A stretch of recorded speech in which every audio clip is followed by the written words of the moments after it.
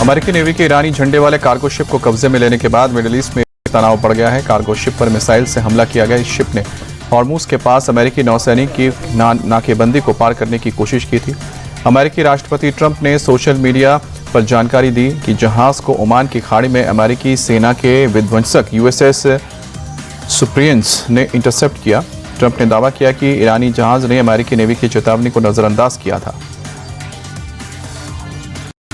Iran ने भी America के कई वॉरशिप पर हमला किया है। ईरान ने दावा किया है कि उसने ड्रोन से अमेरिकी जंगी बेड़े को निशाना बनाया। ईरान ने यह कार्रवाई अमेरिकी नेवी के एक्शन के जवाब में किया। पहले अमेरिकी नेवी ने ईरान के कार्गो शिप पर हमला किया था, जिसके बाद ईरान ने ड्रोन से हमला किया। हालांकि अभी तक अमेरिका की तरफ से इस हमले की पुष्टि नहीं की गई है। इस बीच ईरान ने उपराष्ट्रपति ने कहा है कि इसका खामियाजा सबको भुगतना पड़ेगा। अमेरिका के एक्शन के बाद ईरान के साथ इस्लामाबाद में होने वाली वार्ता पर सस्पेंस बन गया है। दूसरे राउंड की बातचीत के लिए अमेरिका के प्रतिनिधिमंडल को आज ही पाकिस्तान पहुंचना है। हालांकि ईरानी प्रतिनिधिमंडल ने वार्ता में शामिल होने की अब तक कोई पुष्टि नहीं की है। दोनों देशों के बीच ये वार्ता मंगलवार को होनी है, जिसमें ट्रंप के विशेष दूत स्टीव विटकॉफ और ट्रंप के दामाद जराड कुशनर को शामिल होना है।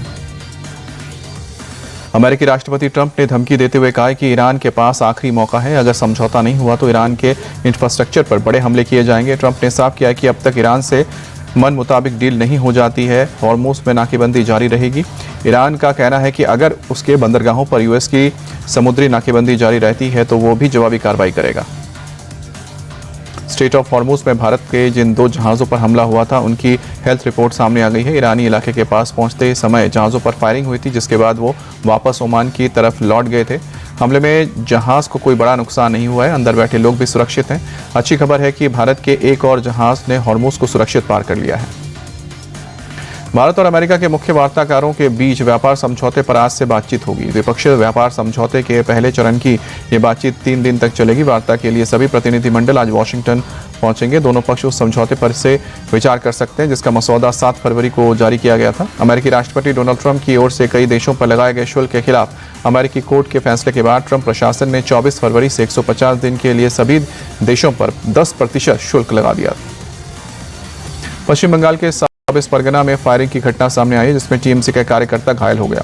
पीड़ित पक्ष का आरोप है कि घटना के पीछे बीजेपी का हाथ है। फिलहाल पुलिस में शिकायत दर्ज की गई है और घायल शख्स को इलाज के लिए अस्पताल में भर्ती किया गया है। पश्चिम बंगाल के साउथ 24 परगना में चुनाव प्रचार के दौरान बीजेपी के 2 कार्यकर्ताओं पर हमला हुआ।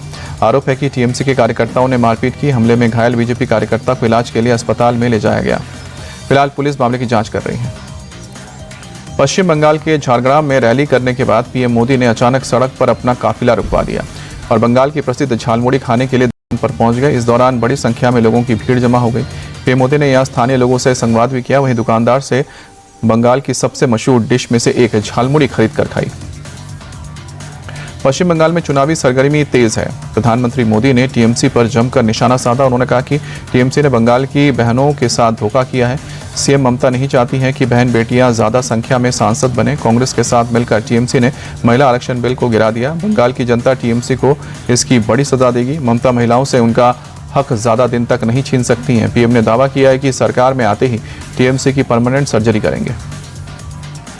बंगाल के रण में रैलियों का सोमवार है और जहां बीजेपी अध्यक्ष नितिन नवीन आज एक रैली और 2 रोड शो करेंगे, तो यूपी के सीएम योगी आदित्यनाथ 3 सभाओं को संबोधित करेंगे। केंद्रीय मंत्री जेपी नड्डा की भी आज बंगाल में 3 सभाएं होने वाली है। तो बीजेपी नेता स्मृति ईरानी आज कोलकाता में प्रेस कॉन्फ्रेंस को संबोधित करेंगी, जहां स्मृति के निशाने पर ममता सरकार होगी। चुनावी शोर के बीच अफवाहों का दौर भी जारी है, जिस पर इलेक्शन कमीशन का हथौड़ा चला। चुनावी तारीखों की घोषणा से लेकर अब तक 11,000 से ज्यादा ऐसे सोशल मीडिया हैंडल्स की पहचान हुई है जो एआई जनरेटेड वीडियो बनाकर फेक न्यूज फैलाने की कोशिश कर रहे थे। 5 चुनावी राज्यों से अब तक 3 लाख से ज्यादा कंप्लेंट्स आई हैं, जिसमें से 90% का तुरंत निपटारा हुआ है। बिहार में आज जेडीयू विधायक दल का नेता चुना जाएगा। जेडीयू विधायक दल की बैठक सुबह 11 बजे पटना के सर्कुलर रोड आवास में होगी। इसके अलावा आज जेडीयू की बैठक में भी पूर्व सीएम और राज्यसभा सांसद नीतीश कुमार के आवास में होगी। वहीं पर इस बैठक की अध्यक्षता करेंगे और पार्टी के सूत्रों के मुताबिक ये बैठक बेहद काफी अहम मानी जा रही, क्योंकि इसमें पार्टी के विधायक दल के नेता का चयन किया जाना है। यूपी में सोमनाथ स्वाभिमान यात्रा की शुरुआत हो गई है। लखनऊ के गोमती नगर रेलवे स्टेशन से सीएम योगी ने पहले जत्थे को रवाना किया है। प्रदेश के 1000 से ज्यादा श्रद्धालुओं को सोमनाथ की यात्रा कराई जाएगी। इस मौके पर सीएम योगी ने पूर्व पीएम नेहरू को निशाने पर लिया। योगी ने कहा कि नेहरू ने तुष्टीकरण के लिए सनातन आस्था का अपमान किया, सोमनाथ के निर्माण में रोड़े अटकाए, हमने राम मंदिर पर अपने संकल्प को पूरा किया। दिल्ली से सटे गाजियाबाद में पुलिस ने 4 साल की बच्ची के साथ रेप और हत्या के आरोपी इनामी बदमाश मोहम्मद जमील उर्फ छोटू को मुठभेड़ में मार गिराया। एनकाउंटर के दौरान 2 पुलिसकर्मी भी घायल हो गए, जबकि गाजियाबाद के इंदिरापुरम में भी पुलिस ने 7 साल की बच्ची से रेप के आरोपी के पैर में गोली मारकर उसे गिरफ्तार किया। आरोपी पर पुलिस टीम पर फायरिंग करने का आरोप है। एमपी के राजगीर में वॉल पेंटिंग को लेकर हुए विवाद में 2 मुस्लिम परिवारों के बीच झड़प हो गई, जिसमें लाठी डंडे के साथ जमकर लात घूंसे भी चले। विवाद इतना बढ़ गया कि कई लोग इसमें शामिल हो गए और सड़कों पर ही एक दूसरे को दौड़ाकर पीटने लगे। मारपीट के दौरान कुछ बुजुर्गों के साथ भी यह हमला किया गया, जिससे स्थिति और तनावपूर्ण हो गई। इस झड़प में दोनों पक्षों के 4 लोग घायल हुए हैं, जिन्हें अस्पताल में भर्ती किया गया है। मुंबई से सटे ठाणे के मुमरा में ख्वाजा फखरुद्दीन साहब बाबा के संदल जुलूस के दौरान एक बड़ा हादसा हो गया। जुलूस के दौरान डीजे पर भार पड़ने से संतुलन बिगड़ा और जिससे 7 से 8 लोग नीचे गिर गए। इस घटना में कई लोग गंभीर रूप से घायल हो गए, जिन्हें तुरंत अस्पताल में ले जाया गया है। पहले भी इस तरह के आयोजनों को लेकर मुमरा पुलिस ने कार्रवाई की है। इस हादसे के बाद पुलिस मामले की जांच कर रही है। दिल्ली के गांधीनगर मार्केट में गोदाम और दुकान में आग लगने से अफरा तफरी मच गई। मौके पर पहुंची दमकल विभाग की टीम ने कड़ी मशक्कत के बाद हालात पर काबू पाया। हादसे में किसी तरह के जनहानि की खबर नहीं है, लेकिन बड़े पैमाने पर नुकसान की आशंका जताई जा रही है। तमिलनाडु के विरुधुनगर पटाखा फैक्ट्री ब्लास्ट के मामले में 23 लोगों की मौत हुई है, जिसमें से 19 शवों की पहचान हुई है। 6 लोगों को आईसीयू में इलाज के लिए रखा गया है। जानकारी के मुताबिक राहत और बचाव का अभियान चल रहा है और जिस दौरान रेस्क्यू ऑपरेशन चल रहा था, एक और ब्लास्ट हुआ, जिसमें 13 लोग घायल हो गए। राहत की बात तो है कि इनमें कोई भी गंभीर रूप से घायल नहीं हुआ। फिलहाल घायलों का अस्पताल में इलाज किया जा रहा है। पुलिस ने FIR दर्ज की है। नैनीताल के गेठिया इलाके में जंगल में 2 अलग-अलग जगहों पर आग लग गई है। सूचना मिलते ही वन विभाग की टीम मौके पर पहुंची और आग बुझाने की कोशिश जारी है। आग से बड़े पैमाने पर पेड़ों को नुकसान की आशंका है। यूपी के सीतापुर में बदमाशों के खिलाफ पुलिस ने सख्ती बढ़ा दी है। रविवार को 180 अपराधियों का फिजिकल सत्यापन कराया गया है। इन सभी हिस्ट्री शीटर्स ने लहरपुर कोतवाली में हाजिरी लगाई है। कोतवाली प्रभारी निरीक्षक ने अपराधियों को सख्त हिदायत दी है और हर 15 दिन के अंतराल में फिजिकल सत्यापन कराने को कहा है। एमपी के इंदौर में इंसानियत को शर्मसार करने वाली घटना सामने आई है। नौलखा चौराहे पर प्रेमी ने प्रेमिका को बीच सड़क पर पहले पीटा और फिर जमीन पर गिराकर हाथ मोड़ते हुए करीब 10 फीट तक घसीटता रहा। वीडियो के वायरल होने के बाद पुलिस ने मामले की जांच की और आरोपी को अरेस्ट कर लिया। पुलिस जांच में सामने आया कि दोनों के बीच पैसों को हुआ था। यूपी के लखनऊ में नाबालिग को हनी ट्रैप में फंसाकर 25 लाख की रंगदारी मांगने का मामला सामने आया है। पुलिस ने इस मामले में गिरोह की मास्टरमाइंड आतिका को गिरफ्तार कर लिया है। दरअसल आतिका 9वीं क्लास के नाबालिग लड़के को बहला फुसला कर नैनीताल ले गई थी, जहां उसके अश्लील वीडियो बनाए और फोटो खींची और फिर ब्लैकमेल करने लगी। आतिका ने पैसे न देने पर छात्र के पिता और दोस्तों को गैंगरेप में फंसाने की धमकी दी। आरोपी महिला को रंगदारी मांगने और पॉक्सको एक्ट जैसी गंभीर धाराओं में गिरफ्तार किया गया। लड़के की मां का आरोप है कि आरोपी महिला पहले भी कई लोगों को हनी ट्रैप में फंसाकर वसूली कर चुकी है। यूपी के प्रयागराज में बीच चौराहे पर थार गाड़ी से दबंगों ने स्टंट किया। वीडियो सोशल मीडिया पर जमकर वायरल हुआ है। वीडियो में काली थार चौराहे पर कई बार गोल चक्कर काटते हुए देखी जा सकती है। कार के नंबर प्लेट भी गायब है। साथ ही एक पुलिसकर्मी भी भागते हुए नजर आ रहा है, जिसके बाद पुलिस प्रशासन भी को लेकर भी सवाल खड़े हो जाते हैं। फिलहाल सीसीटीवी के आधार पर पुलिस प्रशासन इस थार के मालिक की पहचान करने की कोशिश कर रही है। महाराष्ट्र के भिवंडी में एक डाइंग फैक्ट्री में भीषण आग लगने से हड़कंप गया। आग ने देखते ही पूरे फैक्ट्री को अपनी चपेट में ले लिया। तुरंत मजदूरों ने लोगों को किसी तरह से हटाकर यहां पर जान बचाई। दमकल की कई गाड़ियों ने कड़ी मशक्कत के बाद आग पर काबू पाया। इस हादसे में लाखों के नुकसान की आशंका जताई जा रही है। राजस्थान के दौसा में वंदे भारत की चपेट में आने से एक महिला की जान चली गई। दरअसल महिला टीचर फोन पर बात करते हुए रेल लाइन क्रॉस कर रही थी। उसी वक्त वो ट्रेन की चपेट में आ गई, उसकी मौत हो गई।